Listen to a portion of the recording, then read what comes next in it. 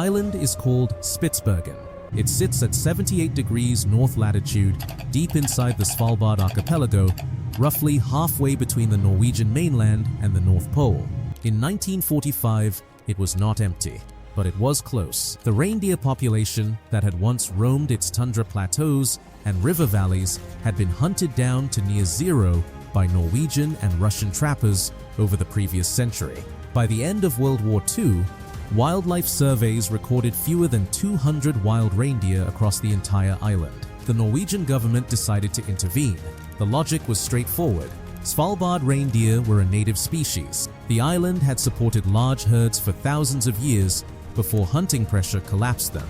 Reintroducing animals to restore a depleted native population was considered sound conservation practice. What the 1945 planners did not model carefully enough was the carrying capacity of the land. Spitsbergen's tundra is productive by Arctic standards, but Arctic standards are unforgiving. The growing season runs approximately 90 days per year. Lichen, the primary winter food source for Svalbard reindeer, grows at a rate of roughly 3 to 5 millimeters annually. It cannot recover quickly from overgrazing. Nobody ran those numbers in 1945. The airlift proceeded across several weeks in the late summer. Military transport aircraft flew low over designated release zones in the Sassendalen and Airliftted valleys. By September, 1,200 reindeer were on the ground. Within 2 years, the herd had expanded to nearly 1,900 animals. The lichen fields were still there. The grass was still there. The island still looked capable. But one ecologist visiting in 1948 noted something in his field journal that nobody acted on for years. He wrote that the reindeer were grazing areas they should not have needed yet. The ecologist's name was Dr. Harald Svensson. He returned to Spitsbergen in 1951. What he found in the Sassendalen Valley stopped him at the ridgeline before he descended. The lichen fields he had photographed in 1948 were gone, not thinned, not patchy, gone, replaced by bare frozen ground the color of old ash. The reindeer had eaten through the valley's entire winter food reserve in less than 4 years. Svensson counted animals on the valley floor for 3 hours. He recorded 340 reindeer in a grazing area that his own 1948 estimates had calculated could sustainably support 180. He submitted a management recommendation to the Norwegian Directorate for Nature Management that same winter. It recommended immediate culling of at least 600 animals. The recommendation was reviewed, then filed, then not acted upon. The reasons were partly logistical. Spitsbergen's interior was difficult to access and expensive to operate in. Partly political. Svalbard reindeer had protected status under Norwegian conservation law, and any culling program required multi-agency approval. And partly a quieter problem that nobody wanted to put in writing. Nobody believed it would get that bad. By the winter of 1959, it got that bad. A combination of early ice formation and heavy snowpack locked the remaining vegetation under a layer of ice that the reindeer could not break through. They could not graze. They could not move to lower ground. The lower ground was already stripped. Norwegian researchers who reached the valley in the spring of 1960 recorded what they found in a single line. They counted 1,400 carcasses in the Sassendalen Valley alone. The silence that followed lasted longer than anyone expected. The silence was not total. Roughly 340 reindeer survived the winter of 1959. Not because they were stronger, not because they found food the others missed. They survived because they were smaller. A University of Oslo zoologist named Dr. Erik Poulsen began studying the surviving population in 1962. His first observation was anatomical. The surviving animals averaged 18% lower body mass than the pre-collapse population records indicated. They were not a healthy remnant. They were the animals that had required the least food to stay alive through the worst winter in the island's recorded history. Poulsen documented something that would not have a formal name for another 2 decades. He was watching evolution in real time. Under extreme nutritional pressure, the Svalbard reindeer population was selecting hard for smaller body size, the trait that had kept 340 animals alive when 1,400 died around them. Over the following 20 years, the herd slowly rebuilt. But it rebuilt differently. By 1978, the population had recovered to 900 animals. They were measurably smaller than their 1945 counterparts. Their grazing patterns had shifted. Instead of concentrating in the valley floors where lichen was densest, they spread across a wider range of terrain, including the exposed ridge plateaus, where wind kept the snow thin and vegetation accessible through winter.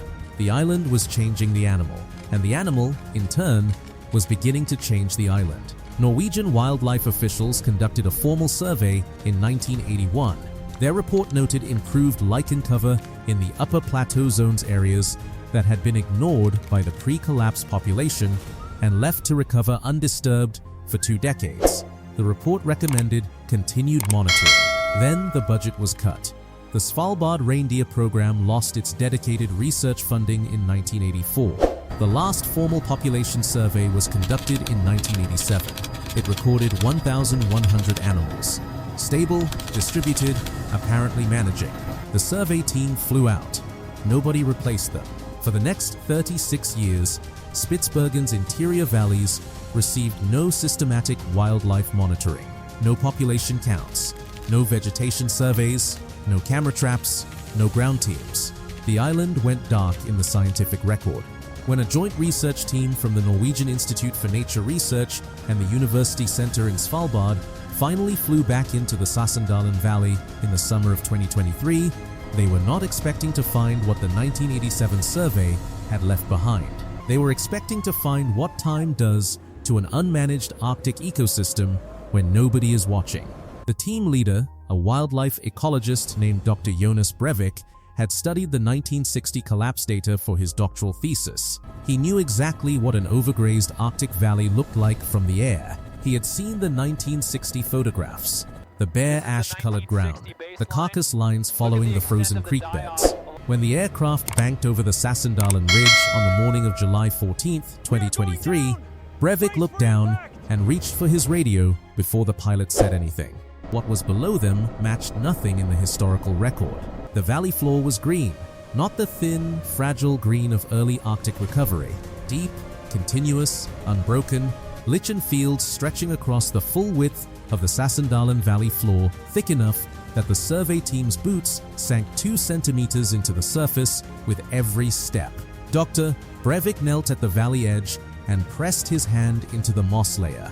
He measured it with a field ruler, 11 centimeters deep. In an Arctic environment where moss accumulates at roughly 1 to 2 millimeters per year, 11 centimeters represented between 55 and 100 years of completely undisturbed growth. The valley had been resting since before the collapse, not recovering, resting, building something in the silence that the collapse had created. The team moved into the valley and began systematic transect surveys, walking measured lines across the terrain, recording every species present, every soil condition, every sign of animal activity.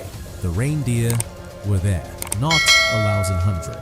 The 2023 population estimate, calculated from aerial counts over 3 survey days, placed the number at 2,400 animals, more than double the 1987 figure, more than the island had held at any point since the 1959 collapse. But these animals were not the same population the 1987 team had left behind. The body size data confirmed what Paulson had begun measuring in 1962. The 2023 population averaged 23% smaller body mass than the original 1945 animals.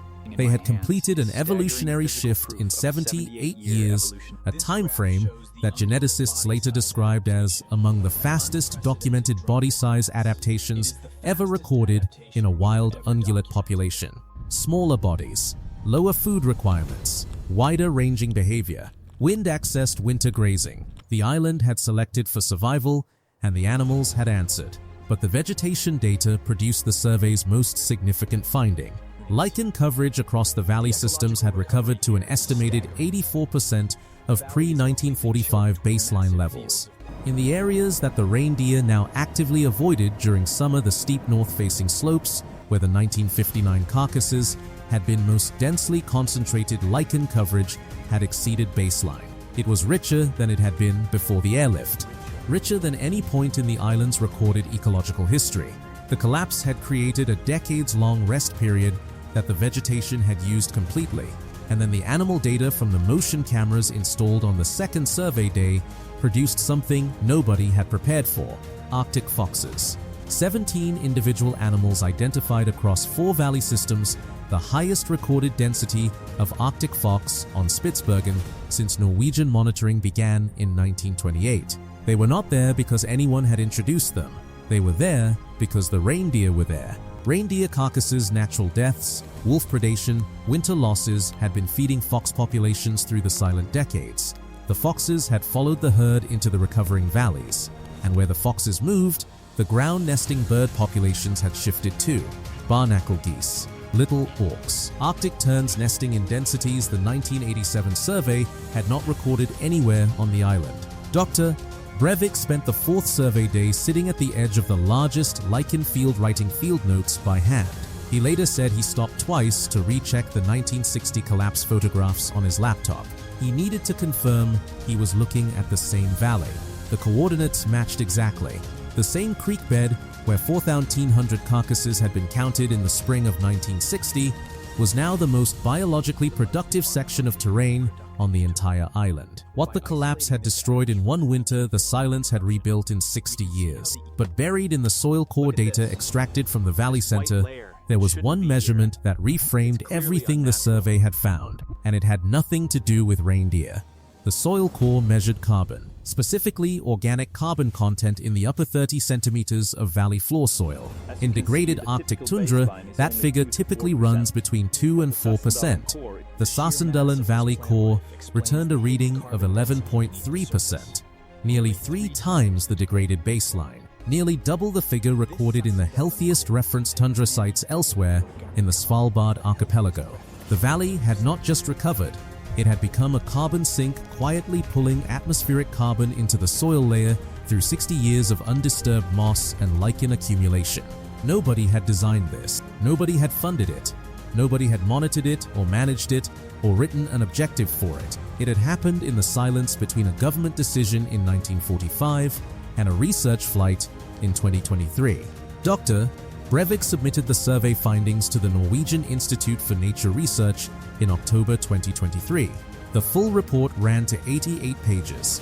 Its core conclusion was stated in the opening paragraph. The Sassendalen Valley ecosystem had achieved a state of biological complexity and carbon storage capacity that exceeded pre-intervention baselines across every measured indicator. The mechanism was not management. The mechanism was collapse, followed by extended non-intervention, followed by natural selection producing a better adapted animal population that grazed within the land's recovery capacity. The report circulated beyond Norwegian wildlife agencies faster than most Arctic research does. It reached the desk of ecologists working on reindeer management in northern Finland, Russia, and Canada. It reached climate researchers studying Arctic carbon dynamics at institutions in Germany and the United States. And it reached one office in the Norwegian Environment Agency where a senior official had spent 11 years arguing for a managed reindeer cull on a different Svalbard island, an island showing early signs of the same overgrazing pattern that Sassendalen had displayed in 1951. He read the report twice.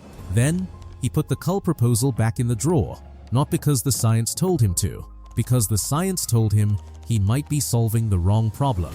The Sassendalen finding forced a question that Arctic land managers had not seriously asked before. Not how do we prevent collapse, but what happens if we let collapse run its full course and then leave the land alone long enough to answer? The answer, in one valley on one island inside the Arctic Circle, was 11 centimeters of moss, 2,400 smaller reindeer, 17 Arctic foxes, and a carbon reading that climate models had not predicted was possible in a high-latitude degraded system. It was also 4,100 dead reindeer in the spring of 1960. Both things are true. The recovery required the collapse. The carbon required the silence. And the silence required that no one care enough to intervene for 60 years. That is not a comfortable conclusion for conservation policy. It does not translate easily into a government program or a funding application or a press release. But it is what the soil said. 11.3% organic carbon, built from nothing, in a valley that science had written off and nature had quietly refused to abandon.